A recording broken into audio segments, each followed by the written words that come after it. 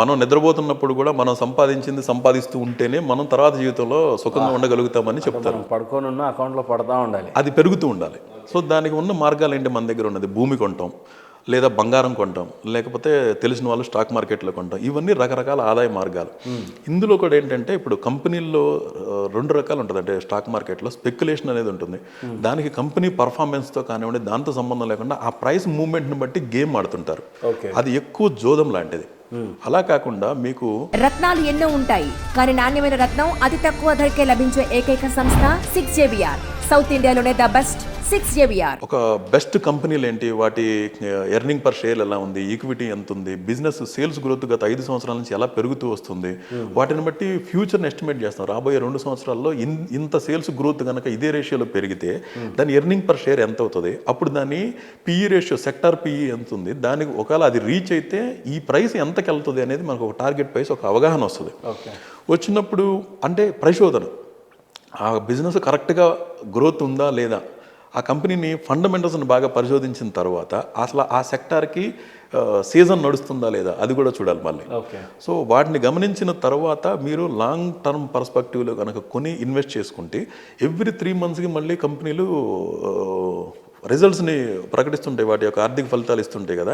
So వాటి growth మీరు expect చేసినట్టుగానే ఫ్యూచర్లో సపోజ్ ఇప్పుడు ఎర్నింగ్ పర్ షేర్ 20 రూపాయలు ఉంది, సో ఇది 2 ఇయర్స్ తర్వాత 40 రూపీస్ అవుద్ది అనుకున్నారు అనుకోండి, అది నెక్స్ట్ క్వార్టర్కి మనం అనుకున్న రేషియోలో అది నిజంగా గ్రోత్ చూపిస్తుందా లేదా అనే దాన్ని బట్టి మన టార్గెట్ని తగ్గించడమో పెంచడమో చేసుకుంటాం, సెల్లింగ్ ప్రైస్ అనేది. సో అట్లాగా ఇదేంటంటే లిక్విడేషన్ ఎక్కువ ఉంటుంది.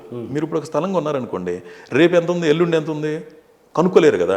అదే స్టాక్ అనుకోండి నిమిషానికి చెక్ చేసుకోవచ్చు, నేను కొన్నది ఇప్పుడు అమ్మితే ప్రాఫిటా లాసా. అంటే ల్యాండ్ కన్నా ఇక్కడే మంచి మీకు ఇన్ఫర్మేషన్ ఎక్కువ ఉంటుంది, లిక్విడిటీ ఎక్కువ ఉంటుంది. కాకపోతే మీదైన సొంత పరిశోధన మీరు చేసుకొని దాన్ని ఏంటంటే మిగతా అన్నీ వదిలేసి దీన్నే కెరియర్గా చేసుకుంటే అప్పుడు ప్రాబ్లం అవుతుంది. అలా కాకుండా దాన్ని ఒక ఎవరి స్టడీ వాళ్ళు చేసుకోవాలి. ఒక మంచి కంపెనీని ఫండమెంటల్గా ఎలా చెక్ చేసుకోవాలి, అవి చిన్న బుక్స్లో మంచిగానే దొరుకుతాయండి. ఒకప్పుడు ఇండియాలో ఆనంద్ మెహతా లాంటి వాళ్ళు, లేకపోతే ఈ టైంలో ఉన్నటువంటి పెద్ద ప్లేయర్స్ కూడా ఉంటారు కదా, ఆ ప్లేయర్స్తో పోల్చుకుంటే మీరు ఎక్కడికి రీచ్ అయ్యారంటే ఏం చెప్తారు?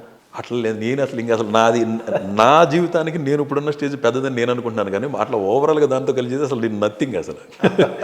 అసలు అంతేనా, చిన్నది, ఒక సముద్రంలో ఒక బిందువు అంత కూడా కాదు.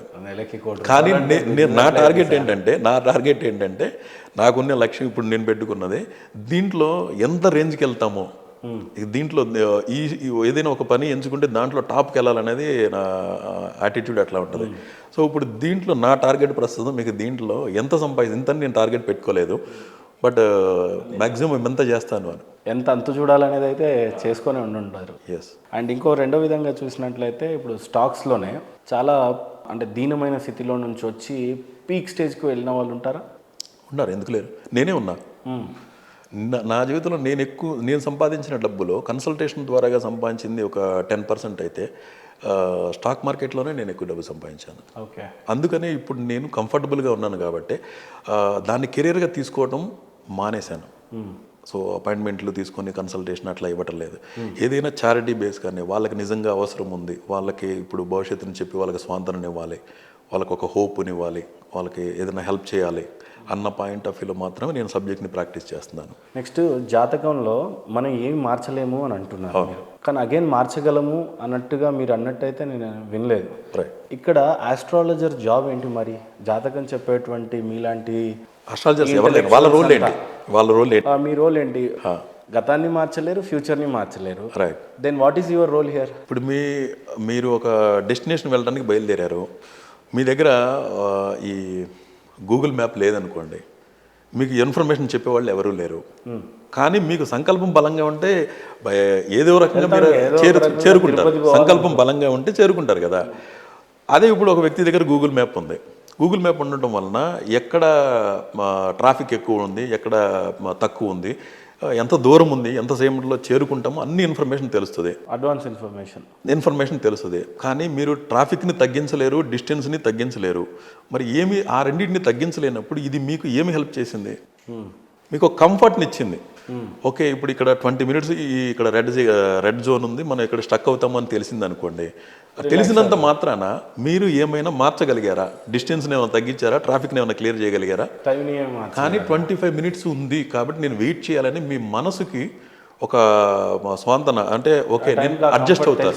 మీరు నెక్స్ట్ ఏంటి, తర్వాత ఏం ప్లాన్ చేసుకోవాలనేది మీకు మనసుకు ఒక కంఫర్ట్ ఇస్తుంది. సేమ్ ఆస్ట్రాలజీలో కూడా రాసున్న దాన్ని చదవగలగలే తప్ప దాంట్లో ఉన్న మ్యాటర్ని ఎవరు క్రియేట్ చేయలేరు.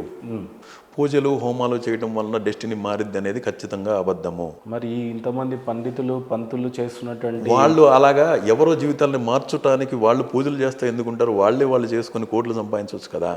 వాళ్ళు ఒక్కొక్కరికి పూజలు చేస్తే వాళ్ళు మాత్రం అక్కడ డబ్బులు సంపాదించుకుంటా ఎందుకుంటున్నారు? ఆస్ట్రాలజర్ కూడా అదే వర్తిస్తుంది కదా నిజంగా. నో అండి, అసలు మీరు మార్చుకోవడానికి మీరు ఎక్కడ ఏ ఆస్ట్రాలజీ సబ్జెక్ట్ కూడా మీకు గనక ఇలాగ ఉంటే ఈ పూజ చేయండి మీకు ఇలా జరుగుతుందని ఎక్కడా రాసిలేదు.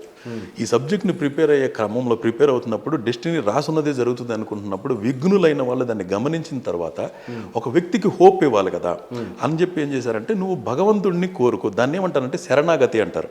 శరణాగతి ఎప్పుడు అంటే, ఇప్పుడు నేను కూర్చొని నా ప్రయత్నాలు ఏం చేయకుండా నేను ఒక గంట సేపు పూజ చేస్తాను, నాకు డబ్బులు పంపించేసేయి, లేకపోతే నాకు స్టాక్స్లో డబ్బులు రావాలి, లేకపోతే నేను చేసే దాంట్లో డబ్బులు రావాలంటే రాదు.